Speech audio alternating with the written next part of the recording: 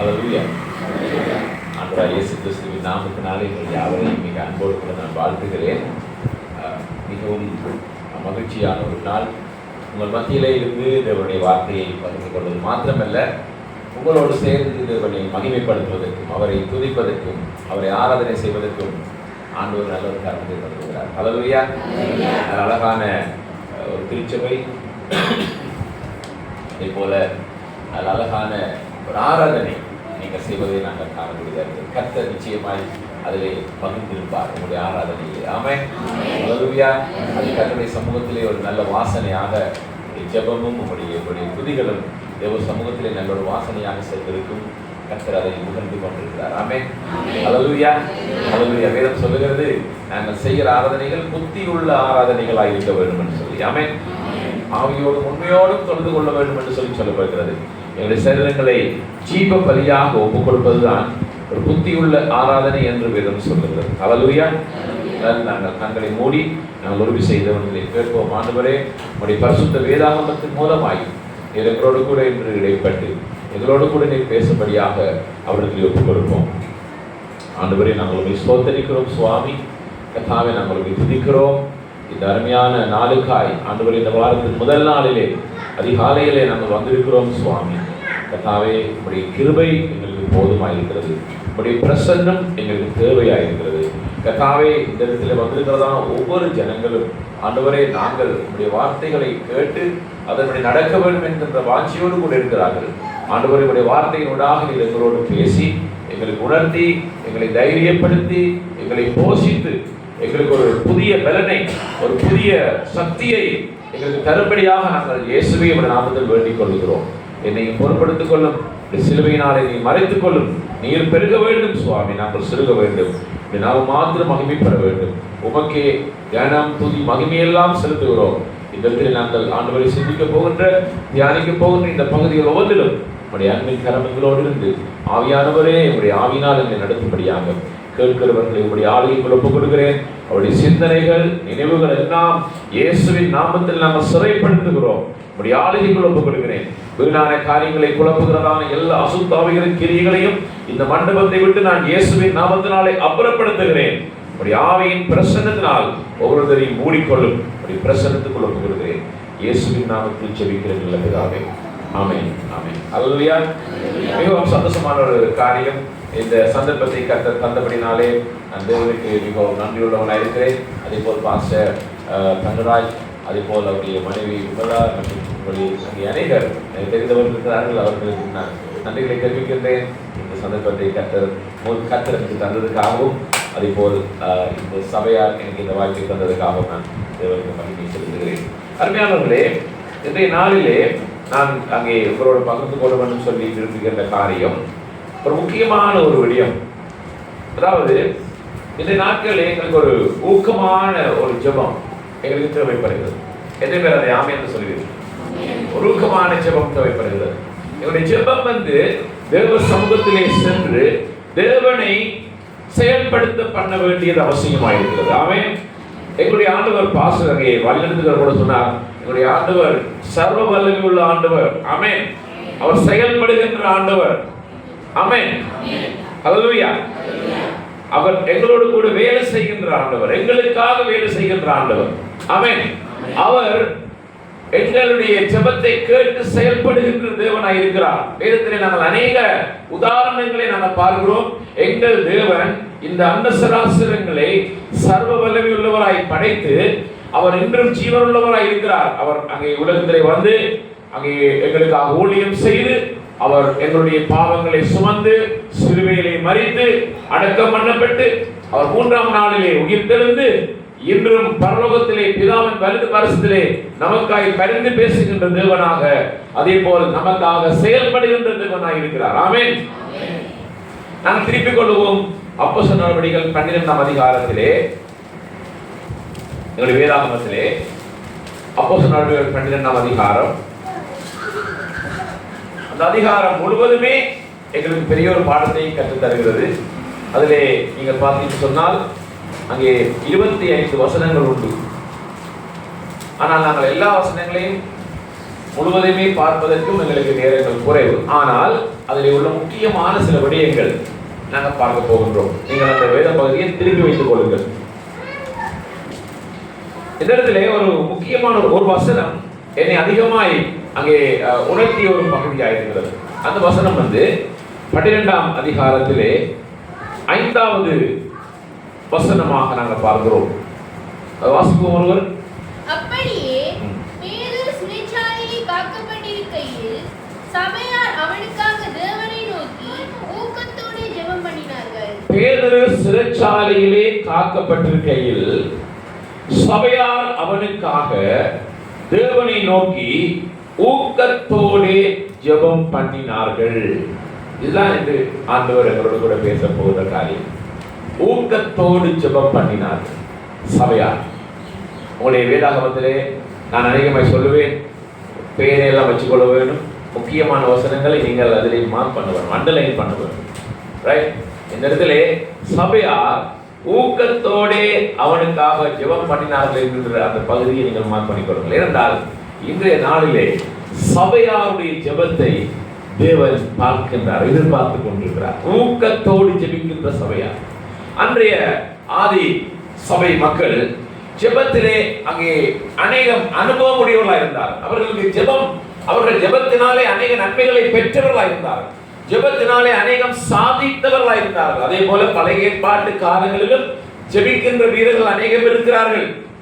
அப்ப இந்த ஜெபத்தை அறிந்த அவர்கள் ஊக்கத்தோடு ஜெபிக்கின்ற ஒரு ஜெபத்தை செய்கிறதை நாங்கள் பார்க்கிறோம். பிரியமானவர்களே, அருமையானவர்களே, இந்த இடத்துல யாருக்காக அவர்கள் ஊக்கத்தோடு ஜெபிக்கிறார்கள் சொல்லுங்க? பேதுரு. அந்த பேதுருக்கு என்ன நடந்தது? அதில் சொல்லப்படுகிறது, பேதுரு சிறைச்சாலையிலே காக்கப்பட்டிருக்கை. இப்ப இதுக்கு மேலே உள்ள பகுதியை நீங்க பார்த்தீங்கன்னு சொன்னால் அதில் சொல்லப்படுகிறது, அந்த காலத்திலே ஏரோது என்கின்ற ஒரு ராஜா அவன் என்ன செய்கிறான்? சபையிலே சிலரை துன்பப்படுத்த தொடங்கி யோவானுடைய சகோதரனாகிய யாக்கோபை பட்டயத்தினாலே கொலை செய்தான். சபையாரை துன்பப்படுத்துகின்ற காலம், சபை உபத்திரவங்களுக்கு கூடாக சென்று கொண்டிருந்த காலம், ஆரம்ப நாட்கள். அவர்கள் சபையார் யாருக்கும் துரோகம் செய்யவில்லை, யாருக்கும் கெடுதி செய்யவில்லை, யாருக்கும் அங்கே அநியாயம் செய்யவில்லை. அவர்கள் தேவனை ஆராதனை செய்து கொண்டிருந்தார்கள், மனம் திரும்பினவர்களாக இருந்தார்கள், பாவத்திலிருந்து விடுதலை பெற்றவர்களாக இருந்தார்கள். அவர்கள் அங்கே செய்த அநியாயங்கள் அக்கிரமங்களிலிருந்து விடுதலை பெற்று நல்ல நிலையிலே இயேசுவை பின்பற்றி ஒரு பரிசுத்தமான வாழ்க்கை வாழுகின்றவர்களாய் தான் காணப்பட்டார்கள். அவர்கள் யாருக்கும் துரோகம் விளைவிக்கவில்லை, அவர்கள் யாருக்கும் அங்கே தீமை நினைக்கவில்லை. ஆனால் அவர்களை ஜனங்கள் துன்பப்படுத்தினார்கள், அவர்களை ராஜா துன்பப்படுத்தினான். ஏனென்று சொன்னால் அதுக்கு பல காரணங்கள் காணப்பட்டன. அதில் ஒரு காரணம் தான் இங்கே போடப்பட்டிருக்கிறது. அது பாருங்கள், யோவானுடைய சகோதரனாகிய யாக்கோபை. யாக்கோபு என்பவர் மிக முக்கியமான நபர். திருச்சபையிலே ஆரம்பத்திலே இயேசு கிறிஸ்துவின் ஊழிய நாட்களிலே உங்களுக்கு தெரியும், மிக முக்கியமான 3 நபர்களை நீங்கள் அடிக்கடி வாசிக்கலாம். யாருக்கு தெரியுமா? பேதுரு, யோவான், யாக்கோபு. அதில் இவர்களுக்கு இடிமுழக்கத்தின் பிள்ளைகள் என்று பெயரும் இருந்தது. அப்படியான இந்த யாக்கோபை இந்த ராஜா கொலை செய்தான். யாக்கோபு ராஜாவுக்கு எதிராக ஒன்றுமே செய்யவில்லை, மக்களுக்கு எதிராக ஒன்றுமே செய்யவில்லை. ஆனால் ராஜாவனை கொலை செய்தான். கவனம் பாருங்கள், 3ஆம் வசனம் சொல்லுகிறது, அது யூதருக்கு பிரியமாயிருந்தது என்று அவன் கண்டான். அப்ப யூதருக்கு பிரியமாயிருக்கிறதுனாலே கிறிஸ்தவர்களை துன்பப்படுத்துகின்றவர்களாய் காணப்பட்டார். ஒருவேளை இந்த நாட்களிலே அமிதமானவர்களும் இருக்கலாம். இன்றைக்கு அரசியல் ரீதியாக பார்க்கிற பொழுது தங்களுக்கு செல்வாக்கு கிடைப்பதற்காக மற்றவர்களை அங்கே வேதனைப்படுத்துகின்ற சில தலைவர்கள் இருப்பார்கள். அமிதமான ஒரு தலைவன் தான் இந்த ஏரோது ராஜா. தனக்கு யூதர்களுடைய செல்வாக்கு கிடைக்க வேண்டும் என்பதற்காக, யூதர்கள் தான் செய்வதை பார்த்து சந்தோஷப்பட வேண்டும் என்பதற்காக, யூதர்களுக்கு எதிரியாக பார்க்கப்படுகின்ற இந்த கிறிஸ்தவர்களை அல்லது முக்கியமான தலைவர்களை அவன் கொலை செய்ய முயற்சி செய்தான். எதுவுமே செய்யாதவர்கள், எதுவுமே எந்த எதிர்ப்புகளையும் காட்டாதவர்கள், அது யூதருக்கு பிரியமாய் இருக்கிறது என்று அவன் கண்டு அதற்கு அடுத்த தலைவனாய் இருக்கின்ற அடுத்த முக்கியமான நபரான பேதுருவையும் பிடிக்க தொடர்ந்தான். அப்பொழுது அங்கே புளிப்பில்லாத அப்ப பண்டிகை நாட்களாயிருந்தது. அவனை பிடித்து, பேதுருவை பிடித்து சிறைச்சாலையிலே வைத்து பஸ்கா பண்டிகைக்கு பின்பு ஜனங்களுக்கு முன்பாக அவனை வெளியே கொண்டு வரலாம் என்று எண்ணி அவனை காக்கும்படி வகுப்புக்கு 4 போர்ச்சேவகராக ஏற்படுத்திய 4 வகுப்புகளின் வசமாக ஒப்புவித்தார். அதாவது ரோம சிறைச்சாலையினுடைய ஒழுங்கின்படியாக 4 நபர்களை வைப்பார்கள். அவரோடு சேர்ந்து பிடிப்பட்டவரோடு சேர்ந்து 2 பேர் இருப்பார்கள். முன்பதாக காவலிலே 2 பேர் இருப்பார்கள். விதமாய் 4 நபர்களாக 24 மணித்தியாலமும் காவல் காப்பதற்காக அங்கே போர்ச்சேவகர்களை போடுவார். பேதுரு அந்த அளவுக்கு பெரிய பயங்கரவாதி இல்லை. பேதுரு அந்த அளவுக்கு பெரிய கொடுமைக்காரன் இல்லை. ஆனால் அவர்கள் பயந்தார்கள். பேதுருவை அமிதமாக நினைத்து அவனை கொண்டு போய் காவலில் வைத்தார்கள். அப்படியே பேதுரு சிறைச்சாலையிலே காக்கப்பட்டுக் கொண்டிருக்கிறதான் இந்த செய்தி சபையாருக்கு செல்லுகிறது. சபையாருக்கு சென்ற பொழுது சபையார் ஏற்கனவே யாக்கோபை கொலை செய்தபடியினால் யாக்கோபை இழந்து விட்டார்கள். யாக்கோபை இழந்து நின்ற இந்த நேரத்திலே பேதுருவையும் அங்கே கைது செய்தபடினாலே, அருமையானவர்களே, அந்த நாட்களில் ரோம சட்டத்தின் படியாக இவ்விதமான சூழ்நிலையிலே கைது செய்யப்படுகிறவர்கள் எந்த காரணம் கொண்டு விடுதலை செய்யப்படுவதற்கு அங்கே வாய்ப்புகள் இல்லை. அவர்கள் மரணம்தான், அவர்களுக்கு மரண தண்டனைகள் தான் கொடுக்கப்பட்டன. அவர்கள் விடுவிக்கப்படுவதற்கான வாய்ப்புகள் எதுவும் கிடைக்கவில்லை. வேறு நபர்களை அவர்கள் கைது செய்கிற பொழுது, ஒருவேளை ரோமர்களை கைது செய்கிற பொழுது அவர்களுக்காக வழக்காடி அவர்களை விடுதலை செய்வதற்கான முயற்சிகள் மேற்கொள்ளப்படலாம். ஆனால் இவ்விதமானவர்களுக்கு யாருமே இல்லை. பேதுருவுக்கு அவன் அந்த இடத்திலே போயிட்டு பேதுருவை விடுதலை செய்வதற்காக வழக்காடுவதற்கு யாருமே இல்லை. அவனுக்காக பேசுவதற்கு யாருமே இல்லை. அதனாலே அரசாங்க மத்தியிலே, அதனாலே சபையாரும் பார்த்தார்கள், வேறு வழி இல்லாத ஒரு நேரம், வேறு எந்த வழியும் இல்லாத ஒரு சமயம். யாக்கோபை இழந்து விட்டார்கள், பேதுருவையும் கைது செய்து விட்டார். அடுத்ததாக பேதுருவையும் கொலை செய்ய போகின்ற காலம். இதை நாங்கள் விடக்கூடாது. ஆனால் எந்த வழியிலே இதற்கு பதில் உண்டு அல்லது எந்த வழியிலே இதற்கு விடுதலை உண்டு சொல்லி அவர்களுக்கு தெரியாது. அவருக்கு தெரிந்த ஒரே ஒரு காரியம் தான் என்ன? ஆண்டவரிடத்திலே மன்றாடுவது. ஹல்லேலூயா, ஹல்லேலூயா. இறைவனிடத்திலே மன்றாடுவது. அதுவும் சாதாரணமான மன்றாட்டலை இவர்கள் செய்யவில்லையா? என்ன மன்றாட்டலை செய்தார்கள்? ஊக்கமான ஜெபம். சொல்லுங்கள், ஊக்கமான ஜெபம். பிடித்த ஒரு வசனம் அது. ஊக்கமாய் ஜெபிக்கின்ற ஜெபம் கர்த்தரை செயல்படுத்தப்படும். ஆமென். அவரை செயல்பட தூண்டும். இந்த இடத்திலே அவர்கள் ஊக்கமாய் ஜெபிக்கிறார்கள். அருமையானவர்களே, இந்த சம்பவத்தை அடிப்படையாக கொண்டு அங்கே சொல்லுகிறார்கள், இது ஒரு நாள் 2 நாள் சொல்லப்பட்ட ஜெபம் அல்ல. இது ஒரு 4-5 நாட்களாக நடந்து கொண்டிருக்கிற ஜெபமாக இருக்கலாம். என்றால் அங்கே பிடிக்கப்பட்ட நாளிலிருந்து பஸ்கா அந்த புளிப்பில்லாத அப்ப பண்டிகை நாட்கள் வரும் வரைக்கும் உள்ள நாட்கள் சில நாட்கள் காணப்பட்டது. இப்ப அந்த சபையார் ஊக்கமாய் ஜெபிக்க தொடங்கி விட்டார்கள். ஊக்கமாய் தொடங்கின ஜெபம் எப்ப முடியும் என்று அவர்களுக்கு தெரியாது. பாஸ்டர் அறிவித்து விட்டார், நாங்கள் ஊக்கமாய் ஜெபிக்க போறோம், சபையார் வாருங்கள். நாங்க இப்ப அப்படி ஒரு ஜெப கூட்டத்தை போட்டோம் என்றால் அவர்கள் கேட்கிற முதலாவது கேள்வி என்ன? எத்தனை மணிக்கு முடியும் பாஸ்டர்? இல்லையா? பாஸ்டர் எத்தனை மணிக்கு முடியும்? எனக்கு அந்த வேலை இருக்கு, எனக்கு இந்த வேலை இருக்குது, எத்தனை மணிக்கு ஜெபம் முடியும்? நேரம் சொல்லாட்டால் அவர்கள் வர மாட்டார்கள். இல்லையா? இடையில ஏதாவது கொடுப்பீர்களா? இப்படி நிறைய விஷயங்கள் இப்ப நடந்து கொண்டிருக்கு. இப்ப கவலைக்குரிய விஷயம் என்னவென்றால், ஜெபம் பண்ணுகிறது சொல்லி இன்றைக்கு நடக்கிற காரியங்கள் ஹோட்டல்களில் மதிய உணவுகளோடு உங்களுக்காக ஜெபம் நடக்கப்படும் என்பதாகத்தான் இப்பொழுது அறிவித்தால் அனைவர் போவார்கள். அப்படித்தான் இன்றைய போதகர்மார்களுக்கு ஒரு வழிகாட்டுதலை செய்து கொண்டிருக்கிறார்கள். விசேஷமாக மேலைத்திய நாடுகளிலிருந்து வருகிறவர்கள் அவர்கள் சொல்கிறார்கள், இன்று இந்த ஹோட்டல்ல மதிய உணவோடு கூட ஸ்விம்மிங் பூலும் இருக்குது, நீங்கள் ஜெபத்துக்கு வரலாம்.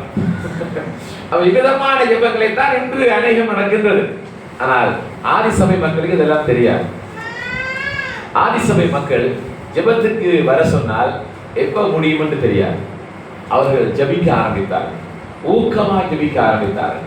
யாருமே அங்கே ஒரு குறை கூறவில்லை, யாருமே அதை அங்கே தடுக்கவில்லை அல்லது அதை அதை அதை அதை விட்டு அவர்கள் போகவில்லை. கண்டினியூஸ் ப்ரே, அதாவது தொடர்ச்சியான ஒரு ஜெபம், தொடர்ச்சியான ஒரு ஊக்கமான ஜெபம். யாருக்காக? பேதுருவுக்காக, ஊழியக்காரனுக்காக, அவனை விடுதலை செய்ய வேண்டும் என்பதற்காக. ஆமென், ஹல்லேலூயா. மிக அநேக காரியங்கள் ஒன்று பிரியமானவர்களே, இந்த இடத்திலே ஊழியக்காரன் மேலே அவர்கள் அவ்வளவு தூரம் அன்பு வைத்தவர்களாக இருந்தார். இன்று அது தேவைப்படுகிறது. என்று உங்களுடைய ஊழியக்காரர்களை நீங்கள் நேசிக்க வேண்டும். இந்த ஊழியர்களுக்காக நீங்கள் ஜெபிக்க வேண்டும். அவர்களுடைய விடுதலைக்காக மாத்திரமல்ல, அவருடைய சுகங்களுக்காய், அவருடைய ஆசீர்வாதங்களுக்காய், அவர்களுடைய அங்கே பிரயாணங்களுக்காக நீங்கள் ஜெபிக்கிறவர்களாய் காணப்பட வேண்டும். அந்த சபையார் ஊழியர்களை நேசித்தார்கள், ஊழியர் மேலே அன்பு வைத்தார், ஊழியர் மட்டும்தான் நடந்து கொண்டார்கள். இந்த பேதுருவுக்காக அந்த சபையார் ஊக்கமாய் ஜெபிக்கின்றவர்களாய் காணப்பட்டார்கள். எப்ப முடியும் என்று தெரியாது, ஆனால் அந்த ஊக்கமான ஜெபம் அருமையானவர்களே தேவனை செயல்பட ஆரம்பிக்கிறது. ஆமென். தேவனை செயல்படப்படுகிறது. அருமையான தேவனுடைய பிள்ளைகளே, இன்றைய நாட்களிலே உங்களுடைய வாழ்க்கையில ஏதாவது ஒரு காரியம் உங்களுக்கு தேவைப்படுமா இருந்தால், அல்லது யாருக்காவது நீங்கள் ஜெபிக்க வேண்டுமா இருந்தால், அல்லது யாருடைய விடுதலைக்காவது நீங்கள் ஜெபிக்க வேண்டுமா இருந்தால், இந்த ஊக்கமான ஜெபத்தை நீங்கள் செய்ய ஆரம்பிக்க வேண்டும். கர்த்தருடைய காரியத்தை அவர் செய்யும்படியாக உங்களுடைய ஜெபம் அந்த பரலோகத்தை அசைக்கின்றதாய் காணப்பட வேண்டும். ஹல்லேலூயா. அந்த ஊக்கமான ஜெபத்தை நம்ம பழக வேண்டும் சபைகளில். அந்த ஊக்கமான ஜெபம் ஒரு பயிற்சி அளிக்க வேண்டும். இன்றைக்கு அநேகருக்கு அந்த பயிற்சி குறைவு, ஜெப பயிற்சி இல்லை. ஜெபிக்கிறதுக்கு அநேகருக்கு தெரியாது. ஒரு சில நிமிடங்கள் மாத்திரம் ஜெபித்துக் கொண்டு ஓடுவர்களாக இருக்கிறார்கள். ஜெபம் என்பது ஒரு பயிற்சி. ஜெபம் என்பது ஒரு பயிற்சி. நான் அங்கே உங்களுக்கு தெரியும், போல் ஜொங்கிச்சோ என்கின்ற ஒருவரை பற்றி நீங்கள் கேள்விப்பட்டிருக்கிறீர்கள். தென் கொரியாவிலே இருந்த ஒருவர். அவர் இந்த ஜெபத்தை குறித்து அதிகம் பேசுகிறார். ஜெபிக்கிறதை அவர் ஒரு பழக்கமாக வைத்திருந்தார். அவர் ஒரு நாளைக்கு அவர் 5 மணி நேரத்துக்கு மேலே ஜெபிப்பார். யோசிப்பார், ஒரு மனிதர் ஒரு 5 மணி நேரம் ஜெபிக்கிறது என்னத்துக்காக ஜெபிக்கிறது? அவருடைய ஜெபங்கள் அநேகம் உண்டு. அவர் சொன்னார், தன்னுடைய ஜெபத்திலே தான் அங்கே பயன்படுத்துகிற முறை அந்த ஆசிரிப்பு கூடாத முறைகளை அவர் பயன்படுத்துகிறதாக சொன்னார். விதமாய் ஜெபம் என்பது ஒரு பயிற்சி. அறிஞர்களே, ஜெபம் என்பது ஒரு பயிற்சி. இன்றைக்கு சபைகளிலே நான் விசுவாசிக்கிறேன், நீங்களும் ஊக்கமாய் ஜெபிக்கின்றவர்களாக இருப்பீர்கள் என்பதா. உங்களுக்கு அவிதமான ஒரு சபை கிடைத்ததை குறித்து கர்த்தருக்கு ஸ்தோத்திரம். ஹல்லேலூயா.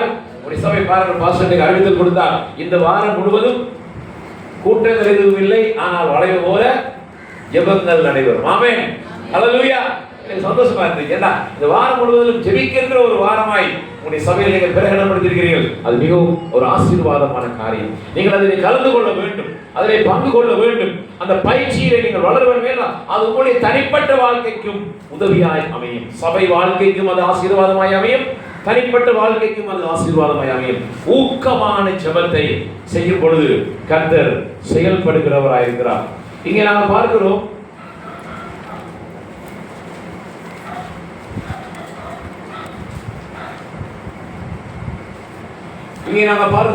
இவ்விதமாய் அவர்கள் பேதுருவுக்காக ஊக்கமாய் ஜெபிக்க தொடங்கின பொழுது அங்கே பேதுருவை அங்கே ஏரோது அவனை வெளியே கொண்டு வரும்படி குறித்திருந்த நாளுக்கு முந்தின நாள் ராத்திரியிலே வேதம் சொல்லுகிறது, பேதுரு 2 சங்கிலிகளினாலே கட்டப்பட்டு 2 சேவகர் நடுவே நித்திரை பண்ணி கொண்டிருந்தார். பேதுரு நித்திரை பண்ணி கொண்டிருக்கிறார். இதிலே பேதுரு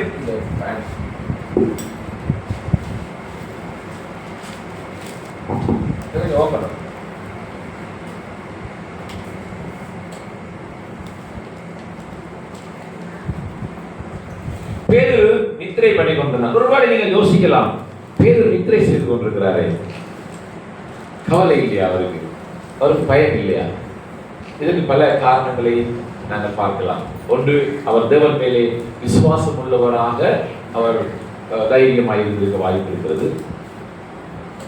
அநேகருடைய கருத்து எப்படி சொன்னால், இயேசு கிறிஸ்து பேதுருவோடு இறுதியாக பேசிய நேரம், அதாவது யோவான் 21ஆம் அதிகாரத்திலே அவர் அங்கே திரும்பவுமாய் மீன் பிடித்துக் கொண்டு வருகிற நேரம் இயேசு கிறிஸ்து அவரை சந்தித்து சில கேள்விகள் கேட்கிறார். நீ என்னிலே அன்பாயிருக்கிறாயா? அப்பொழுது பேதுரு, நான் அன்பாயிருக்கிறோம் தெரியும் என்பதாக சொல்லுகிற அந்த சம்பவம். அந்த நேரத்திலே பேதுருவுக்கு ஆண்டவர் சில எதிர்காலத்தில் நடக்கின்ற விடயங்களை சொல்லுகிறார்.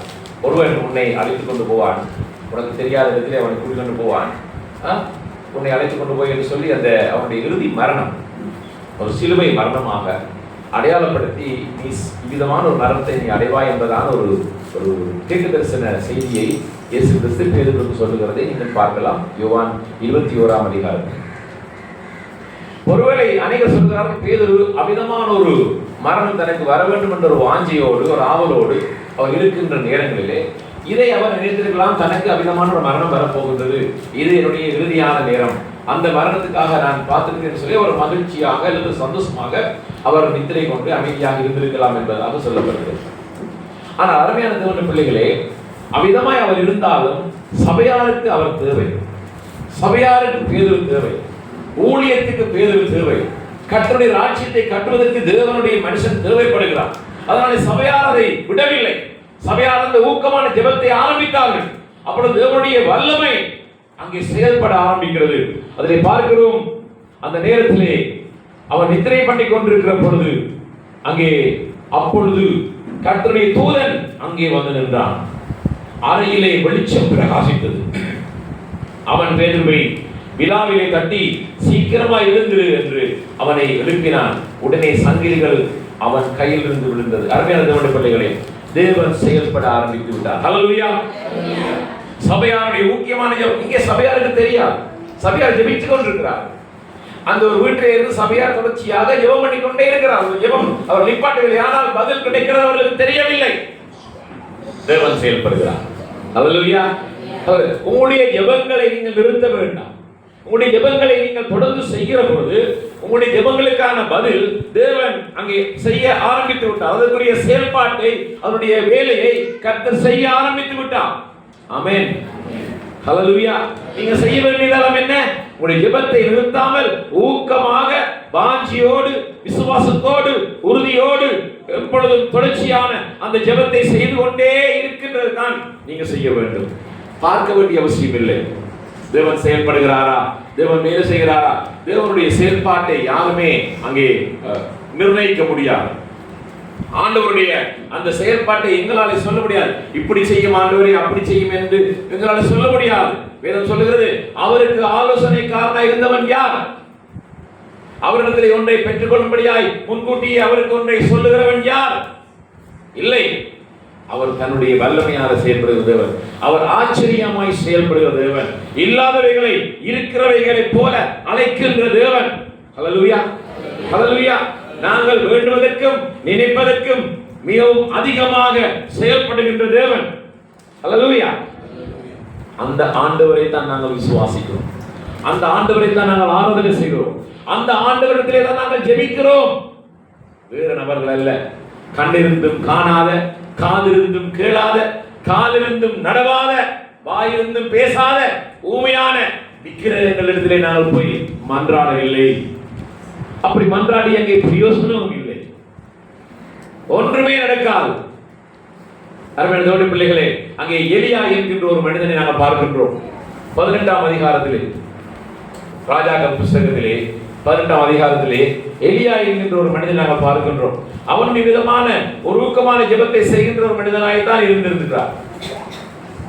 நீங்கள் பார்ப்பீர்கள் என்று சொன்னால் அங்கே 1 ராஜாக்கள் 18ஆம் அதிகாரத்திலே கிட்டத்தட்ட 450 அந்நிய தெய்வங்களுடைய தீர்க்கதரிசிகளுக்கு ஒரு சவால் விட்டு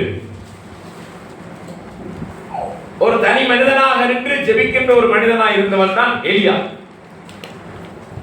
அவர் அங்கே சொன்னார், நீயும் ஜெபம் பண்ணு, நானும் ஜெபம் பண்ணுகிறேன். நீ ஜெபிக்கிற ஜெபத்தினால் உன்னுடைய தேவர்கள் அக்கினியை இறக்கினால் அது உன்னுடைய தேவன் சரியென்று சொல்வோம். இல்லாவிட்டால் நான் ஜெபிக்கிற ஜெபத்தினாலே என்னுடைய தேவன் அக்கினி இறக்கினால் என்னுடைய தேவன் தான் சரியென்று சொல்ல வேண்டும் சொல்லி ஒரு விதமான அந்த சூழ்நிலையிலே அவர் நடந்து கொண்ட அந்த காரியத்தை நாங்கள் பார்க்கிறோம். அந்த சம்பவம் ஒரு பெரிய ஒரு சம்பவம் அவர்களே. அதிலே அந்த இடத்திலே 450க்கும் அதிகமான அந்நிய தீர்க்கதரிசிகள், பாகாலுடைய தீர்க்கதரிசிகள் ஜெபிக்கிறார்கள், கதறுகிறார்கள், கத்துகிறார்கள், புரளுகிறார்கள், தங்களை கீறிக் கொள்ளுகிறார்கள். சத்தமே இல்லை, ஒன்றுமே இல்லை. எலியாவுக்கு அதை கண்டு ஆச்சரியம், சிரிப்பு. ஒருவேளை அவன் எங்கேயாவது கல்யாணம் போயிருக்கலாம் உங்களுடைய தேவன், ஒருவேளை உங்களுடைய தேவன் உறங்கி கொண்டிருக்கலாம், கொஞ்சம் தட்டி எழுப்புங்கோ இப்படியாக அவன் சொல்லி எல்லாம் முடிய எலியாவுடைய டேர்ன் வந்தது. அந்த டேர்ன் வரும் பொழுது அவன் என்ன செய்கிறான்? தன்னுடைய பலிபீடத்தை கட்டி அதை தண்ணீராலே நிரப்புகிறான், தண்ணியால் நிரப்புகிறான். ஆண்டவரை நோக்கி ஒரே ஒரு ஜெபம் தான், தேவனே என்னை கேட்டவர்கள், ஒரே ஒரு ஜெபம், ஊக்கமான ஜெபம். அப்பொழுது நாங்கள் வேதத்தை பார்க்கிறோம். 1 ராஜாக்கள் 18:36-37 வாசிங்கள். அந்தி பலி செலுத்தும் நேரத்திலே தீர்க்கதரிசியாகிய எலியா வந்து ஆபிரகாமுக்கும் ஈசாக்குக்கும் யாக்கோபுக்கும் தேவனாய் கர்த்தர். பாருங்கள், இந்த ஆபிரகாம், ஈசாக்கு, யாக்கோபு என்கின்ற தேவனுடைய கர்த்தர், தேவனாகி கர்த்தர் என்பது அங்கே ஜீவனுள்ள எங்களுடைய மூதாதையருடைய ஜீவனுள்ள உண்மையான தேவனாய் இருக்கிறார். ஆபிரகாமின் தேவன், ஈசாக்கின் தேவன், யாக்கோபின் தேவன், இவர்கள் எல்லாரும் தேவன் ஜீவனுள்ளவராய் இருக்கிறவர் என்பதான விடயத்தை கருதுகிறது. இதை குறித்து என்ன ஒரு இடத்திலே புதிய ஏற்பாட்டை பார்த்தீங்கன்னு சொன்னால், புதிய ஏற்பாட்டிலே தேவனை குறித்து சொல்லும் பொழுது அவர் ஜீவன் உள்ளவருடைய தேவன், மரித்தவருடைய தேவன் அல்ல, ஜீவன் உள்ளவருடைய தேவனாய் இருக்கிறார். இயேசு கிறிஸ்து எங்களுக்கு ஜீவனை தந்திருக்கிறார். ஆமென், ஹல்லேலூயா. இயேசு கிறிஸ்து சொன்னார், இதோ நான் ஜீவன் உண்டாகவும் அது பரிபூரணப்படவும் வந்தேன் என்று சொன்னவர். வேதம் சொல்லுகிறது, அக்கிரமத்தினாலும் பாவத்தினாலும் நாங்கள் மரித்தவர்களாய் இருந்தோம். எபேசியர் 2ஆம் அதிகாரத்திலே அக்கிரமத்தினாலும் பாவத்தினாலும் நாங்கள் மரித்தவர்களாய் இருந்தோம். இந்த மரித்தவர்களாய் இருந்த நம்மை இயேசு கிறிஸ்து என்ன செய்தார்? உயிர்ப்பித்தார். அந்த ஜீவனை எங்களுக்கு தந்தார். எங்களுக்கு அவர் ஜீவனை தந்து இப்பொழுது ஜீவன் உள்ளவர்களாக தேவன் எங்களை வைத்திருக்கிறார். எங்களுடைய தேவனும் ஜீவனுள்ள தேவன், தேவனை ஆராதிக்கிற நாங்களும் ஜீவனுள்ளவர்களாய் இருக்கிறோம். ஆமென், ஹல்லேலூயா. அவர் ஆபிரகாமின் தேவன், மரித்தார், ஆனாலும் ஆபிரகாமும் ஜீவனுள்ளவராய் இருக்கிறார். அவர் அங்கே பாவத்தோடு மரிக்கிறவர்கள் ஜீவன் இல்லாதவர்கள். வேதம் சொல்கிறது, அக்கிரமத்தினாலும் பாவத்தினாலும் மரித்தவர்களாய் இருக்கிறவர்கள் இந்த உலகத்திலேயும் மரித்த மனிதர்களாய் இருக்கிறார்கள். அவர்கள் மரித்த பின்பும் உயிரடைய போகிறவர்கள் அல்ல, மரித்து அவர்கள் உயிர் தெழும்ப போகிறவர்கள் அல்ல. ஆனால் உயிரோடு இருக்கும் பொழுதே மரித்தவர்களாய் இருந்தவர்களாகிய நம்மை உயிரோடு இருக்கும் பொழுதே தேவன் என்ன செய்தார்? ஜீவனை தந்தங்களை உயிர்ப்பித்தார். ஹல்லேலூயா. இயேசு கிறிஸ்து மூலமாக உயிர்ப்பித்தார். இயேசு கிறிஸ்து மூலமாக நீங்கள் ஜீவனை பெற்றீர்கள். அவர் நம்மை உயிர்ப்பித்தார் என்று சொல்கிறது. அக்கிரமத்தினாலும் பாவத்தினாலும் மரித்தவரான நம்மை தேவன் உயிர்ப்பித்தார். இந்த உயிர்ப்பிக்கப்பட்ட நாங்கள் ஜீவனுள்ள தேவனை ஆராதனை செய்ய எங்களை தேவன் அங்கே வைத்திருக்கிறார். ஹல்லேலூயா. அவரை நாங்கள் துதிக்கிற பொழுது, ஜீவனுள்ளவராய் அவரை நாங்கள் ஆராதனை செய்கிற பொழுது, ஜீவனுள்ளவராய் அவரிடத்தில் நாங்கள் ஜெபிக்கிற பொழுது எங்களுடைய ஜெபத்தை கர்த்தர் கேட்கிறவராய் இருக்கிறார். இந்த இடத்திலே அங்கே எலியா சொல்லுகிறார், வாசிங்க தங்கச்சி. ஆபிரகாமுக்கும் ஈசாக்குக்கும் யாக்கோபுக்கும் தேவனாகிய கர்த்தாவே, இஸ்ரவேலிலே நீ தேவன் என்றும் நான் உம்முடைய ஊழியக்காரன் என்றும் நான் இந்த காரியங்களை எல்லாம் உம்முடைய வார்த்தையின்படி செய்தேன் என்றும் இன்றைக்கு விளங்கப்படும். கர்த்தாவே, நீ தேவனாகிய கர்த்தர் என்றும் தேவனே தங்கள் இருதயத்தை மறுபடியும் திருப்பினீர் என்றும் இந்த ஜனங்கள் அறியும்படிக்கு என்னை கேட்டருளும். ஆமென். என்னை கேட்டருளும். இது பாருங்க, ஒரு என்ன சொல்றது, சரியான ஒரு நேர்த்தியான ஒரு ஜெபம், அறிவுள்ள ஒரு ஜெபம், விசுவாசம் உள்ள ஒரு ஜெபம். தேவன் சொல்கிறார், சத்தியத்தையும் அறிவீர்கள், சத்தியம் உங்களை விடுதலையாகும். இன்று அநேகருக்கு சத்தியம் அறியப்படாதனாலே அவர்களுக்கு என்ன செய்வது என்று தெரியாமல் இருக்கிறது. அருமையானவர்களே, இந்த உலகத்திலே அநேகர் ஜெபிக்கிறார்கள், மன்றாடுகிறார்கள், ஆனால் சரியாக தெரியாது யாரிடம் ஜெபிக்க வேண்டும், எப்படி ஜெபிக்க வேண்டும், எப்படி மன்றாட வேண்டும் என்று தெரியாமல் தான் இருக்கிறார்கள். ஒருவேளை அவர்களை குறித்தவர்களுக்கு கவலை தான் வருது, அவர்களை குறித்தவர்களுக்கு அங்கே ஒரு விதமான பரிதாபம் தான் ஏற்படுகிறது. ஆனால் கர்த்தருக்கு ஸ்தோத்திரம், இந்த இடத்திலே ஒரு சிறு கூட்டத்தை கர்த்தர் இந்த இடத்திலே வைத்திருக்கிறார். அறிவோடு ஜெபிக்கிறவர்கள், விசுவாசத்தோடு ஜெபிக்கிறவர்கள், நாம் ஆராதிக்கிறவர் இன்னார் என்பதை அறிந்து ஜெபிக்கிறவர்கள். ஹல்லேலூயா. ஜீவனுள்ள தேவனை ஆராதிக்கிறவர்கள், ஜீவனுள்ள தேவனிடத்திலே மன்றாடுகிறவர்களாக தேவனை வைத்திருக்கிறார். ஹல்லேலூயா, ஹல்லேலூயா. நாங்களும் ஒரு காலத்திலே முன்பு ஒரு காலத்திலே நாங்களும் இவ்விதமாக அறிவில்லாதவர்களாய் கண்ட இடமெல்லாம் என்று கும்பிட்டுட்டு வணங்கிட்டு போனவர்களாய் தான் நாங்கள் இருந்தோம். யாரை கும்பிடுவது யாரை வழிபடுவது என்று தெரியாதவர்களாய் இருந்தோம். அப்போஸ்தலனாகிய பவுல் ஒரு இடத்திலே போன பொழுது, அத்தேனே என்கின்ற ஒரு பட்டணத்துக்கு போன பொழுது, அந்த பட்டணத்தை அவர் சுற்றி திரிந்து பார்த்திருக்கிறார். அவருக்கு ஆச்சரியமாக இருந்திருக்கிறது. ஆனால் அந்த இடத்திலே ஒரு இடத்திலே கண்டிருக்கிறார், ஒரு இடத்திலே அறியப்படாத தேவன் என்று ஒரு தேவனுக்கு அவர்கள் ஆராதனை செய்து கொண்டு வந்தார். அப்பொழுது அந்த பவுலுக்கு ஒரு சந்தர்ப்பம் கிடைத்தது அந்த மேடையிலே பேசுவதற்கு. அவன் சொன்னார், நீங்கள் எல்லாரும் பக்தியுள்ள ஜனங்கள் என்று நான் காண்கிறேன். உங்களை பார்க்கும் பொழுது எனக்கே ஆச்சரியமா இருக்கிறது. உங்களுடைய பக்தியை பார்க்கும் பொழுது உண்மைதான். இன்று மட்டக்களப்பிலையும் இந்த அம்பாறையிலையும் இந்த தம்பட்டையிலையும் இந்த இலங்கையிலையும் பார்த்தீர்கள் சொன்னால் எத்தனை பக்தியுள்ள ஜனங்கள் இருக்கிறார்கள். தங்களையே கீறிக்கொள்ளுகிறவர்கள் இருக்கிறார்கள்.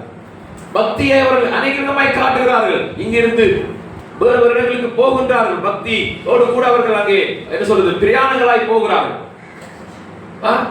அங்கே சில இடங்களுக்கு போயிட்டு தங்களுடைய எல்லாவற்றையும் கொடுக்கிறவர்களாய் காண்கிறார்கள். பக்தியை காண்பிக்கிறார்கள். பக்தியை குறித்து பேசுவதாக இருந்தால் இலங்கையிலே அநேகர் இருக்கிறார்கள் பக்தி உள்ளவர். ஆனால் என்ன விஷயம் நடக்கிறது? யாரிடம் ஜெபிப்பது என்று தெரியவில்லை. அந்த உண்மையான தேவனை அவர்களுக்கு தெரியாது. ஜீவனுள்ள தேவனை அவர்களுக்கு தெரியாது. அவருடைய தேவனுடைய பிள்ளைகளே, நாங்கள் அதை அறிந்திருக்கிறோம்.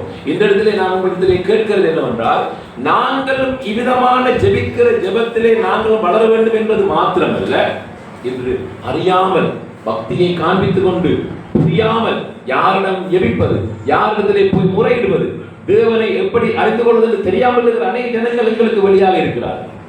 இந்த நாட்டிலே எங்களை சுற்றி இருக்கிற அயலிலே இருக்கிறார்கள். அவர்களுக்கு தெரியாது. ஆனால் சரியான தேவனிடத்தில் ஜெபிக்கும் பொழுது பாருங்கள், இந்த 480 தீர்க்கதரிசிகள் ஜெபித்தார்கள் அல்லது மன்றாடினார்கள். அவர்களுக்கு பதில் கிடைக்கவில்லை. மாறாக ஒரு மனிதன் சரியான முறையிலே ஆபிரகாமின் தேவனும் ஈசாக்கின் தேவனும் யாக்கோபின் தேவனுமாகிய ஜீவனுள்ள மெய்யான தேவனே, உம்மிடத்தில் நான் ஜெபிக்கிறேன், என்னுடைய ஜெபத்தை கேட்டருளும் என்று சரியாக அவர் ஜெபித்ததினாலே அவருடைய ஜெபத்திலே பதிலை நாங்கள் பார்க்கிறோம். அருமையானவர்களே, விதமாக அந்த சபையாருடைய ஜெபத்தினாலே அங்கே அந்த தூதனை தேவன் அனுப்பி அங்கே அந்த அறையிலே கட்டப்பட்டிருந்த அந்த சங்கிலியாலே கட்டப்பட்டிருந்த பேதுருவிடத்திலே அந்த தூதன் வருகிறதை நாங்கள் பார்க்கிறோம். தூதன் அவனை நோக்கி, அவன் வந்தவுடனேயே அந்த சங்கிலிகள் அந்த பேதுருடைய அங்கே கையில் இருந்த அந்த சங்கிலிகள் அறுபட்டதை நாங்கள் பார்க்கிறோம். தூதன் அவனை நோக்கி, உன் அறையை கட்டி உன் பாதரட்சிகளை தொடுத்துக்கொள் என்றான். அவன் அந்தபடியே செய்தான். தூதன் பின்னும் அவன் நோக்கி, ஒரு வஸ்திரத்தை போர்த்துக் கொண்டு என் பின்னே வா என்றான். இப்ப இங்க தேவ தூதனுடைய செயல்பாடு ஒருவேளை பேதுருக்கு தெரியவில்லை. அங்கு பேதுரு சொல்லப்பட்டது பாருங்கள். பேதுரு அப்படியே அவன் புறப்பட்டு அவனுக்கு பின் சென்றான். பின் சென்று தூதனால் செய்யப்பட்டது மெய் என்று அறியாமல் தான் ஒரு தரிசனத்தை காண்கிறேன் என்பதாக நினைத்தான். இந்த இடத்துல ஒரு ஆச்சரியமான விஷயம், எனக்கு அந்த விஷயம் எனக்கு பிடித்த விஷயம். இந்த பேதுருவுக்காக சபையார் ஜெபிக்கிறார்கள். சபையாருடைய ஜெபத்தை கேட்டு பிதா தேவன் செயல்படுகிறார், தூதனை அனுப்புகிறார். இந்த தூதன் வந்து பிதாவியை பேதுருடைய பிதாவினை தட்டி அவனை எழுப்பி அவனுக்கு செய்ய வேண்டியது எல்லாத்தையும் செய்ய சொல்லிட்டு அவனை வெளியே கூட்டிக் கொண்டு போகும்பொழுது இந்த இடத்துல எழுத்தாளர் இருக்கிறார். பேதுரு நினைத்தாராம், ஏதோ தரிசனத்தை நான் காண்கிறேன் போல இருக்கிறது. உண்மையாக நடக்குதா தெரியாது. சிலவிட தன் உள்ளி பார்த்திருப்பாரு தெரியாது இல்லையா? இது உண்மையா, நான் காண்கிறது கனவா அல்லது தரிசனமா? அருமையான தேவனுடைய பிள்ளைகளே, உங்களுடைய ஜெபங்களுக்கு, ஊக்கமான ஜெபங்களுக்கு கர்த்தர் கிரியை செய்கின்ற பொழுது எங்களுக்கே ஆச்சரியமா இருக்கும். இது உண்மைதானா? இப்படி நடக்குமா? இப்படி செயல்படுமா? அப்படியான அனுபவம் யாருக்கும் ஏற்பட்டிருக்கிறதா? ஆமென், ஹல்லேலூயா, ஹல்லேலூயா. கர்த்தருடைய ஜெபங்களை நாங்கள் கர்த்தரிடத்தில் விதமாக ஜெபிக்கிற பொழுது எங்களுடைய பிரச்சனைகளுக்காக, எங்களுடைய தேவைகளுக்காக, எங்களுக்கு தெரியாது என்ன முறையில இது நடக்க போகுதுன்னு தெரியாது. ஒருவேளை எல்லா வழிகளும் அடைபட்டிருக்குது. இந்த பார்த்தீங்கன்னு சொன்னால் பேதுருவுக்கு அங்கே ரோம சட்டத்தின் அடிப்படையிலே 4 போர் சேவகர்கள் காவல் காக்கிறார்கள். அறையிலே அறை கதவு பூட்டப்பட்டிருக்குது. அறைக்குள்ளே பேதுருவோட 2 பேர், அறைக்கு வெளியாலே 2 பேர் காவல்காரர். எந்த விதமான வழிகளும் இல்லை, எந்த விதமான விடிவும் இல்லை. இதற்கு விடிவே வராதா? இதற்கு பதிலே வராதா? இதற்கு ஒரு விமோசனம் கிடைக்காதா? இதுக்கு ஒரு பதில் கிடைக்காதா? எனக்கு ஒரு விடுதலை கிடைக்காதா என்கின்ற ஒரு நிலை அது. ஒருவேளை பேதுரு ஒன்றுமே இனி முடியாது, இனி நடந்து விட்டது, இனி எல்லாம் சரி என்கின்றதாக அவர் அங்கே தூங்கிக் கொண்டிருந்திருக்கலாம். உங்களுடைய வாழ்க்கையிலும் இவ்விதமான ஒரு சூழ்நிலை வருமாயிருந்தால், எல்லாம் மறைக்கப்பட்ட, எல்லாம் அங்கே என்ன சொல்றது, மறைவு கட்டப்பட்ட, போகவே முடியாது, இதுக்கு மேல ஒரு அடி எடுத்து வைக்க இயலாது, இதற்கு மேல என்னால போக இயலாது, முன்னேறலாம், எல்லாம் போயிட்டு இருக்கிறது, எல்லாம் போயிட்டு என் வாழ்க்கையில எல்லாமே போயிட்டு இனி கடைசியா சாகுறதுதான். அருமையானவர்களே, இந்த நிலையில இருக்கிறவர்கள் அநேகர் இருக்கிறார்கள். ஆனால் இந்த நிலையில இருந்து உண்மையாகவே நம்முடைய வாழ்க்கையை அழித்துக் கொள்வர்களும் இருக்கிறார். இன்று அநேக தற்கொலைகள் நடக்கிறது தெரியுமா உங்களுக்கு? அநேக பிரச்சனைகளாலே ஓடி ஒழிக்கிறார்கள், கடன்காரர்கள் தொல்லைகளாலே ஓடி ஒழிக்கிறார்கள், வாழ்க்கையிலே குடும்பத்தை அங்கே என்ன சொல்றது காப்பாற்ற முடியாது, வாழ்க்கையிலே மனைவி பிள்ளைகளை பாதுகாக்க முடியாதுன்னு சொல்லி ஓடி ஒழிக்கின்ற எத்தனையோ தகப்பன்மார், எத்தனையோ கணவன்மார்களை நாங்கள் பார்க்கிறோம். அல்லது வேறு வழிகளை நாடி போகின்ற, தவறான முறைகளில் நாடி போகின்றவர்கள் இருக்கிறார்கள். அவர்களுக்கெல்லாம் யார் பதில்? நாங்கள் அவர்களுக்கு சரியான பதிலை காட்ட வேண்டும். நீங்கள் அந்த சாட்சியுள்ளவர்களாக இந்த உலகத்திலே வாழ வேண்டும். அன்று பேதுருவுக்காக ஊக்கமாய் ஜெபித்த அந்த சபையாரை போல இன்றும் நீங்கள் செயல்பட்டு அனுபவங்களை பெற்றுக் கொள்வீர்கள் இருந்தால் அந்த அனுபவங்கள் மற்றவர்களுக்கு சாட்சிகளாய் மாறும். நீங்கள் தைரியமாய் சொல்லலாம், ஆம், என்னுடைய வாழ்க்கையில இதைவிட பயங்கரமான சூழ்நிலையில் நான் போனேன், என்னுடைய வாழ்க்கையில இதைவிட மறைக்கப்பட்ட அடுத்தது என்னன்னு தெரியாத ஒரு நிலை, என்னுடைய கண்கள் எல்லாம் மறைக்கப்பட்டிருந்தது, எனக்கு என்ன செய்வதென்றே தெரியவில்லை, ஆனால் நானும் என்னுடைய சபையாரும் இதற்காக ஜெபித்தோம், அற்புதமான காரியத்தை கர்த்தர் செய்தார். அல்லேலூயா. இந்த இடத்திலே பேதுருவுக்கு தெரியாத ஜெபம் நடந்து கொண்டிருக்கிறது. ஒருவேளை நினைத்திருக்கலாம், எனக்காக ஜெபிப்பார்கள் என்ற ஒரு நம்பிக்கை பேதுருவுக்கு இருந்திருக்கலாம். சபையாருடைய ஜெபத்தை கர்த்தர் கேட்டார், ஊக்கமான ஜெபத்தை கர்த்தர் கேட்டார். கர்த்தர் அந்த ஜெபத்திற்கு பதிலை கொடுக்க ஆரம்பிக்கும் பொழுது பேதுரு சொல்லுகிறார், நான் ஒரு தரிசனத்தை காண்கிறது போல இருக்கிறது. இதெல்லாம் நடக்குமா?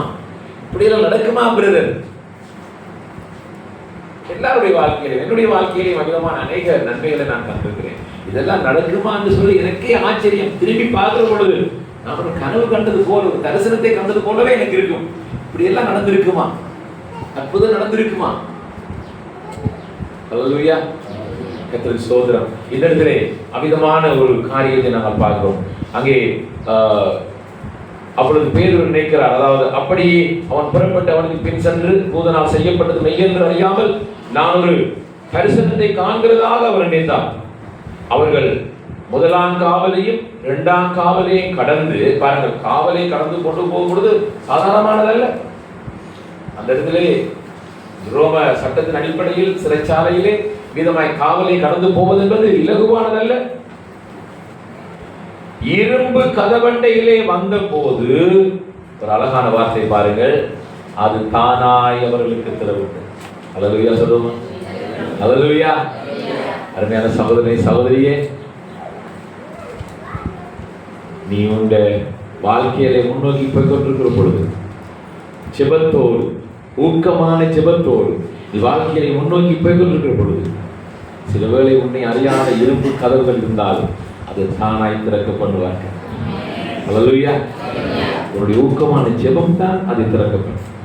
அதாவது இந்த ஜெபம் என்றதல்ல, இந்த ஊக்கமான ஜெபம் கர்த்தரிடத்திலே சென்று கர்த்தர் தேவனுடைய தூதனை அனுப்பி அற்புதம் செய்வார். அல்லேலூயா. உனக்காக கர்த்தர் வேலை செய்வார், உனக்காக கர்த்தர் கிரியை செய்கிறவராக இருக்கிறார். என்னுடைய ஆண்டவர் எனக்காக செயல்படுகிறார். ஆமென். சொல்லுங்க, பக்கத்துல சொல்லுங்க, ஒரு பாசுற மாதிரி, உன்னுடைய ஆண்டவர் உனக்காக வேலை செய்கிறார். அல்லேலூயா. அவர் சும்மா இருக்க மாட்டார். உனக்கு நன்மை செய்வதுதான் அவருடைய நோக்கம். உனக்காக நன்மையானவைகளை தருவதுதான் அவருடைய நோக்கம். உனக்கு நன்மைகளை தருவதற்கு அவர் ஆயத்தமாய் இருக்கிறார். அல்லேலூயா. உனக்கு ஆசீர்வாதங்களை தருவதற்கு அவர் ஆயத்தமாய் இருக்கிறார். நீ அதை பெற்றுக்கொள்ள வேண்டும். உன்னுடைய ஜெபம் அதை கொண்டு வரும். கர்த்தரிடத்திலே கேளுங்கள், அப்பொழுது உங்களுக்கு கொடுக்கப்படும் என்று சொல்லி சொன்னார். விசுவாசத்தோடு கேளுங்கள்.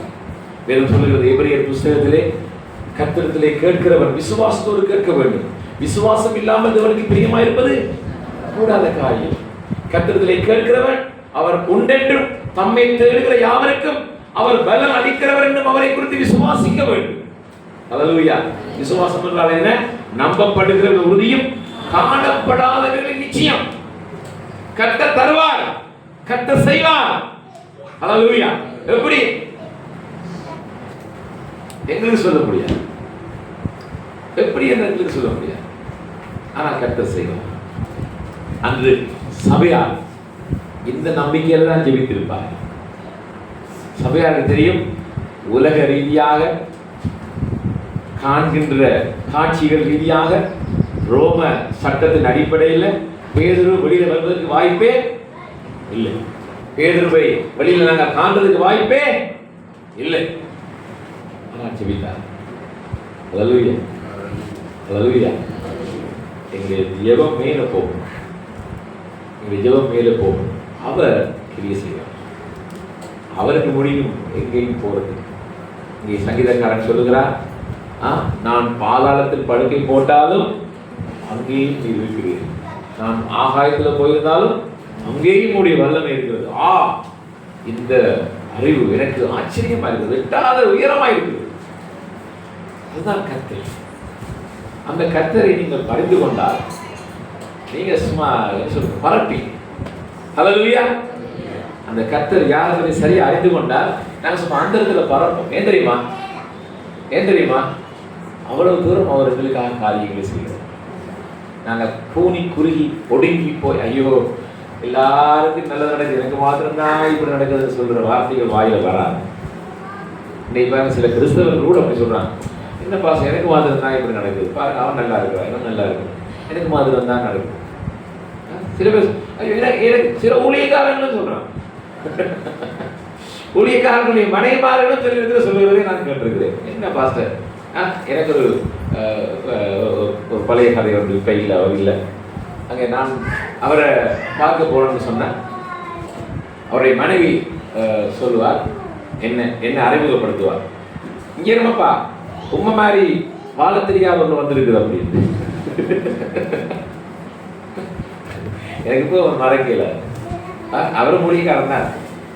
மனுஷி சொல்லுவார், அவர் உண்மை மாதிரி வாழ தெரியாதவராக வந்திருக்கிறார். எவ்வளவு தூரம் கஷ்டப்பட்டுருப்பாங்க வைப்பார் அந்த போது.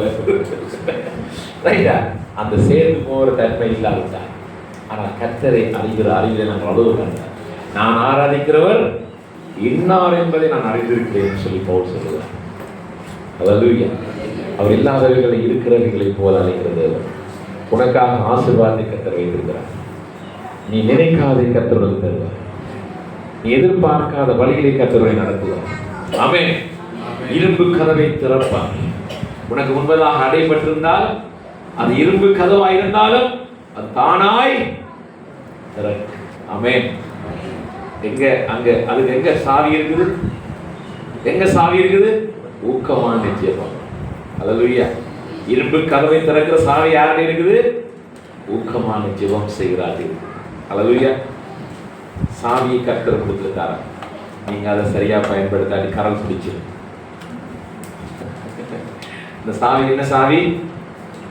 என்ன சாவி சொல்லுங்க? ஊக்கமான ஜெபம். ஊக்கமான ஜெபம் ஜெபிக்கிறனால நாங்கள் சில வேளை நாங்கள் கூட கிட்ட போயிடல. ஜெபிச்சு பாருங்க, கர்த்தர் உங்களை கொண்டு போவார் இல்லையா? கர்த்தர் நல்ல வழியில் உங்களை கொண்டு போவார். ஹல்லேலூயா. செஞ்சு பாருங்க, சும்மா இருக்க வேண்டாம். சாவியை போட்டு பார்க்கணும். சாவியை துருப்பிடிக்க விடக்கூடாது. நாளந்தம் ஜெபித்து பழகுங்க, காலையில் ஜெபித்து பழகுங்க, நேரம் விளைக்கிற பொழுதெல்லாம் ஜெபித்து பழகுங்க. ஜெபம் ஜெபம் ஜெபம் தான் கர்த்தருடைய சமூகத்திலே காரியங்களை செய்ய தொடங்கும். ஹல்லேலூயா. இங்க நாங்கள் பார்க்கிறோம், அண்ணாள் என்கின்ற ஒருவர். அண்ணாள் உங்களுக்கு தெரியும், அண்ணாள் பிரச்சனை வீட்டில், சக்காலத்தியால பிரச்சனை. இவருடைய வாழ்க்கையில் குழந்தை இல்லை, சக்காலத்தி குழந்தை இருக்குது. சக்காலத்தை ரெண்டு பார்த்து போல மெலடி மெலடி என்று சொல்லி இவளை கேவலப்படுத்தி கொண்டிருந்தார். இவளுக்கு பிரச்சனை இப்போ என்னென்னா குழந்தைகள் என்ற பிரச்சனையை விட இந்த மெலடி என்று சொல்ற இவளுக்கு ஏதாவது ஒரு பதில கொடுக்கணும். இவளோட வாய் அடைக்கணும், ஒண்ணு செய்ய. கணவனுக்கு சொல்லி பார்த்து பிரயோசனம் இல்லை. கணவன் நல்ல, இவளுக்கு தெரியும் கணவன் கோரிக்கை இல்லை, உன்னை கட்டினதாலதான் உன்னாலதான் எனக்கு இந்த வாழ்க்கைன்னு சொல்லி கணவனுடைய நம்ம சண்டை பிடிக்க கிடையாக்க மாதிரி நாங்கள் செய்வது. எனக்கு எத்தனை பேர் வந்தாங்க, சீமையில இருந்து வந்தார்கள், கனடால இருந்து வந்தாங்க, அமெரிக்கால இருந்து வந்தாங்க, வளர்த்தா விட்டு உன்னை கட்டினடி என்று சொல்லி இன்னைக்கு அப்படியான சண்டைகள் நடக்கும். ஆனால் அண்ணால் அப்படி சண்டை பிடிக்க, அண்ணாளுக்கு தெரியும் நான் ஆராதிக்கிற ஆண்டவர் யாரு. அல்லேலூயா, அல்லேலூயா. நான் ஆராதிக்கிற ஆண்டவர் யாருன்னு அண்ணாளுக்கு தெரியும். ஒரு கதையும் இல்லை, புருஷனுடையும் பெருசா சண்டையும் இல்லை, அவனை கோவிக்கும் இல்லை. ஏன்னா புருஷனையும் தெரியும் அவளுக்கு, அவரால் முடியாது. அவருக்கும் ஒரு லிமிட் இருக்கு, எல்லாருக்கும் ஒரு லிமிட் இருக்கு. அப்பாவுக்கு ஒரு லிமிட் இருக்கு, அம்மாவுக்கு ஒரு லிமிட் இருக்கு இல்லையா? அதுக்கு மேல அவங்களால முடியாது உண்மை. ஆனால் முடியாததை முடிக்க பண்ணுகிறவர் யார்? அல்லேலூயா. எல்லாவற்றுக்கும் மேலாக முடியாது என்று சொல்லுகிறவர் ஒருவர் இல்லை. எங்களுடைய ஆண்டவர் இருக்கிறார், அவருக்கு முடியும். எல்லாம் எல்லாம் பாசிபிள், எல்லாம் முடியும். அவர் முடியாது என்று சொல்ல மாட்டார். அவரை அறிந்திருந்த அண்ணால் ஆலயத்தில் போய் என்ன செய்தாலாம்? தன்னுடைய இருதயத்தை ஊற்றி விட்டார். அதுவும் ஒரு முக்கியமான ஜெபம் தான். ஆமென். தன் இருதயத்தில் உள்ள சிக்கல் எல்லாத்தையும் சொல்லு, தன் இருதயத்தில் உள்ள தன் பிரச்சனை எல்லாவற்றையும் சொல்லு. ஒரு வியாதி உள்ள ஒருவர் போய் வைத்தியத்தில் தன் வைத்தியம் எல்லாம் பிரச்சனை எல்லாம் சொல்றது போல தன்னுடைய வாழ்க்கையில் உள்ள எல்லா பிரச்சனைகளையும் தனிமையில் அங்கிருந்த ஏலிக்கு கூட அது விளங்கவில்லை. ஏலி ஒரு ஆசாரியன், ஆனா அவனுக்கு கூட இவள் என்ன செய்யறான்னு தெரியவில்லை. இங்கே வா, இப்படி நீ குடிச்சு கொண்டு வந்திருக்கிறேன்னு சொல்லி அவளை தவறாக நினைத்தாள். அவள் சொல்றாள், அவளை ஏலியோடையும் கோவிங்க பாருங்க, அவளுக்கு ஏலியை பற்றியும் தெரியும் இல்லையா? அவரும் ஒரு ஆசாரியன் தான், அவ்வளவுதான் இல்லையா? நாங்கள் பாஸ்டரோட போய்க்கிறோம். சாமி இந்த சேர்ச்சுக்கு போனதால எனக்கு நல்லதில்லை, அந்த சேர்ச்சுக்கு போவோம். அப்படிதான் எங்கள் ஆட்கள் மாறுறாங்க இல்லையா? பாஸ்டர்ஸ் மாதிரி அப்படிதான் பேசுறது. அங்கே உங்களுக்கு ஆசீர்வாதம் இல்லையா, இங்கே வாங்க ஆசீர்வாதம். நிறைய பாஸ்டர்ஸ் அதான் பயன்படுத்துறாங்க. பாஸ்டர்ஸ் அப்படி செய்யக்கூடாது. நான் ஒரு பாஸ்டர், நான் உங்களை தேவனிடத்தில் ஜெபிக்கும்படி சொல்லிக் கொடுக்குறதா என்னுடைய வேலை. உங்களுக்காக ஜெபிச்சு என்னத்துல பாருங்க, நான் உங்களுக்காக ஜெபிக்கணும்னு சொல்ற வேலை இல்லை இந்த வேலை இல்லையா? அது ஒரு சிலர் இருக்கார்கள், எனக்காக வேண்டிக் கொள்ளுங்கள், எனக்காக வேண்டிக் கொள்ளுங்கள்னு சொல்லி சில வீதிகளில் சில நபர்கள் பேர்கள் போடப்பட்டது. தேவன் அப்படி ஒருவரை பெற்றிருக்கவில்லை. நாங்கள் உங்களுக்கு என்ன சொல்லி தருகிறோம்? நீங்க ஜெபியுங்க, உங்களுடைய தேவனத்தில் நீங்க ஜெபியுங்க, உங்களுடைய ஆண்டவரிடத்தில் நீங்க மன்றாடுங்க. அதை சொல்லித் தருகிற போதகர்கள் தான் நான். உங்களால் முடியும். என்னிடத்துல பாருங்கள், சில பேர் சொன்னா என்னிடத்துல சில பாஸ்டர் வந்து நான் ஜெபிச்சா தான் உங்களுக்கு கிடைக்குமா, என்னிடத்துல வந்தா தான் உங்களுக்கு ஆசீர்வாதம், நான் தான் உங்களுக்கு ஜெபிக்கிறேன். அப்படி ஒரு ஊழியத்தை யாருமே செய்யவும் வேண்டாம். அப்படிப்பட்டவர்களுக்கு நீங்க போய் தலையை கொடுக்கவும் வேண்டாம். சரியா? அதெல்லாம் தேவையில்லை. கர்த்தர் உங்களுடைய ஜெபத்தை கேட்பாரா இல்லையா? உங்களுக்கு சந்தேகம் இருக்குது, அவங்களுடைய ஜெபத்தை கர்த்தர் கேட்க மாட்டாரு. யாருடைய ஜெபத்தை கேட்க மாட்டார் சொல்லப்பட்டு பைபிள்ல? இருதயத்தில் அக்கிரம சிந்தை கொண்டிருந்தேனே ஆனால் கர்த்தருடைய ஜெபத்திற்கு பதில் கொடுக்க மாட்டார். ஆனால் யோவான் தன்னுடைய விருப்பத்திலே சொல்கிறார், அவருடைய சித்தத்தின்படி நாங்கள் எவைகளை கேட்கிறோமோ அவைகளுக்கு அவர் செவி கொடுக்கிறார் என்பதை நாம் அவரை குறித்து கொண்டிருக்கிறதான தைரியம். அப்ப ஆண்டுடைய சித்தத்தின்படி நீங்கள் கேட்பீங்களா இருந்தா நிச்சயமாய் கர்த்தருடைய ஜெபத்துக்கு செவி கொடுப்பார். ஆனால் அந்த ஜெபம் வந்து ஒரு சாதாரணமான மேலோட்டமான ஜெபமாக இருக்கக்கூடாது. ஊக்கமான ஜெபம், ஊக்கமான ஜெபம். அந்த ஜெபத்தை செய்தால் அண்ணாவுக்கு அந்த ஜெபம் செஞ்சது அவளுக்கு ஒரு ஆசீர்வாதம் இருந்தது, ஒரு திருப்தியா இருந்தது. அவள் அதன் பின்பு துக்கமுகமாய் இருக்கவில்லை என்று வேதம் சொல்கிறது. ஏலியும் ஒரு ஆசீர்வாதத்தை கொடுக்கிறார், நீ போ, உன்னுடைய ஜெபத்தை கர்த்தர் கேட்டார் என்பதாக. அவளுக்கு அடுத்த வருஷமே குழந்தை கிடைக்கும். அவள் தன் பொருத்தனையின்படி அந்த குழந்தையை பின்பு அங்கே ஆலயத்துக்கு கொண்டு போய் விடுகிறாள். அவர்தான் சாமுவேல். ஹல்லேலூயா, ஹல்லேலூயா. சரியான இப்படிதான் இன்னும் அநேகர் நாங்கள் வேதாகமத்தில் சொல்லிக் கொண்டு போகலாம்.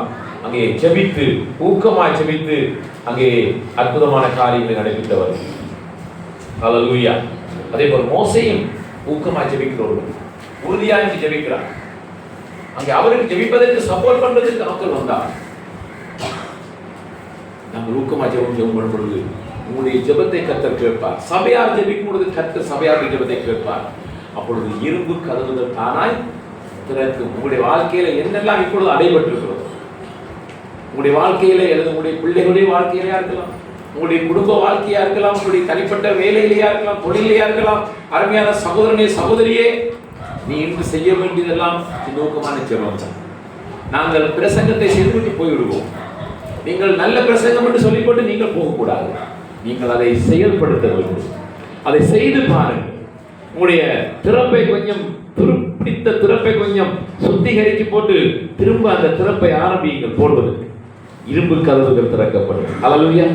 இரும்பு கதவுகளை தானாய் கர்த்தர் திறப்பார். ஹல்லேலூயா.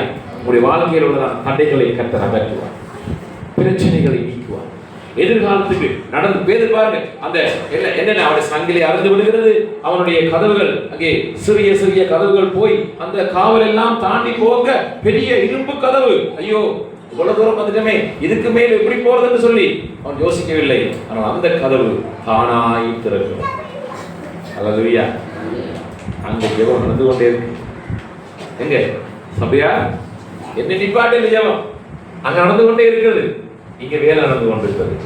பேதுரு என்ன சொல்ல, தானாய் அங்கே முதலாம் காவல போற பொழுது இரும்பு கதவு தானாய் வழியாய் அவர்கள் புறப்பட்டு அங்கே பாருங்கள், இரும்பு கதவு தானாய் திறந்தது. அவன் அதன் வழியாய் அவர்கள் புறப்பட்டு ஒரு வீதி நெடுக நடந்து போனார்கள். உடனே தூதன் அவனை விட்டு போய்விட்டான். அருமையானவர்களே, அதன் பின்பு உங்களுக்கு தெரியும் நடந்த விஷயம். பேதுரு அங்கே அதன் பின்புதான் அவருக்கு கேள்வி வருகிறது.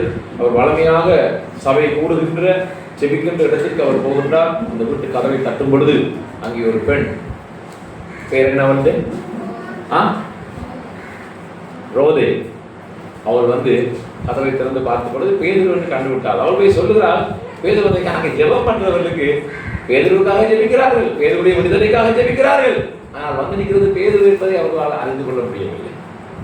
அவர்களுக்கு என்ன சொல்றது, ஜெபத்துல நம்பிக்கை இருந்தது, கர்த்தர் கேட்பாருக்கு நம்பிக்கை இருந்தது. ஆனால் ஜெபத்துக்கு விடுதலை கிடைத்ததை அவர்களால் ஏற்றுக்கொள்ள முடியவில்லை.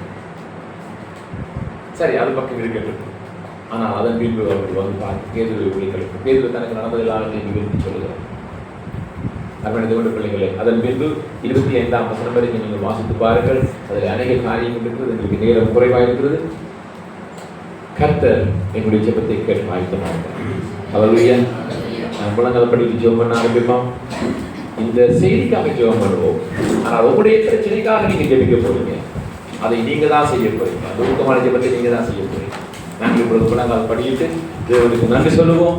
இந்த செய்திக்காக நாங்கள் ஆராதிக்கிற தேவன் பெரியவர். அவர் வல்லமை செய்கிறவர், வல்லமை உடையவர். நாங்கள் வேண்டுவதற்கும் நினைப்பதற்கும் மிக அதிகமான காரியங்களை செய்கின்றவர் அவர்.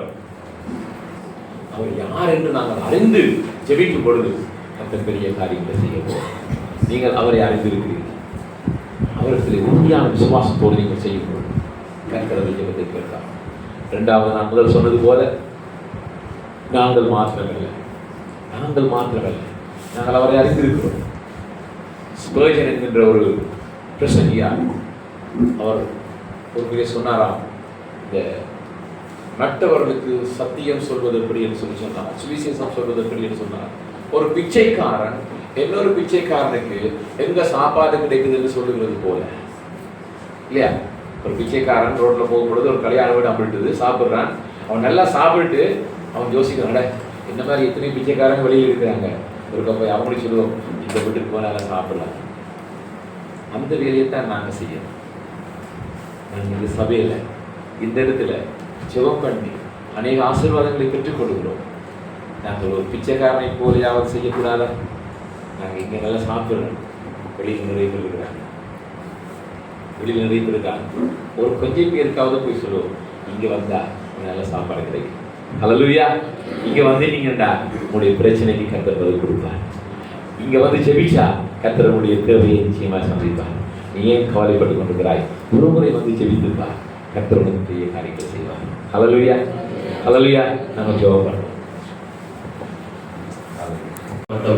ஜெபிக்கிற தாயா என்னை மாற்றும் ஆண்டவரே. ஆராதனை மாத்திரம் அல்ல, வீட்டு கூட்டங்கள் மாத்திரம் அல்ல ஆண்டவர், ஊக்கமாய் ஜெபிக்கிற நேரம் நீ அற்புதம் செய்வீரப்பா. எத்தனையோ கதைகளை கேட்டோம், வியாதிக்காய் ஜெபித்தோம், ஊக்கமாய் ஜெபித்த போது கர்த்தர் அற்புதம் செய்தார். வைத்தியரால் கூடாததை செய்து முடித்தார், சொந்தங்களால் செய்யாதை செய்து முடித்தார்.